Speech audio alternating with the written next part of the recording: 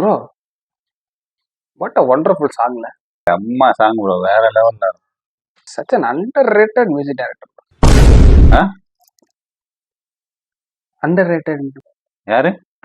This fellow Ilaiyaraaja. Oh, underrated. இளையராஜாலாம் தெரிஞ்சு வச்சிருக்கீங்களா? எப்படி? I know through Instagram reels.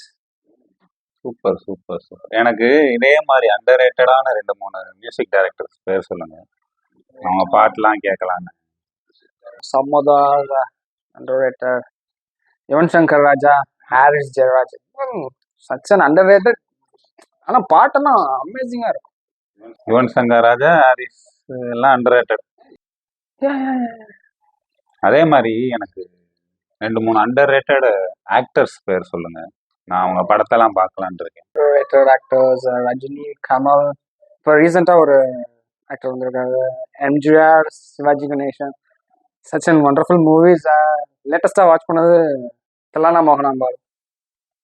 Thillana Mohanambal எத்தனை நாள் ஓடிச்சுன்னு தெரியுமா அப்புறம்? 15 days 10 days இருக்கும். அண்டர் ரேட்டட்னாலே யாரும் மதிக்க மாட்டீங்கல்ல. ஆமாம், நாங்கள் மதிக்க மாட்டோம். அப்புறம் 2-3 அண்டர் ரேட்டட் கிரிக்கெட் பிளேயர்ஸ் நேம்லாம் சொல்லுங்களேன்.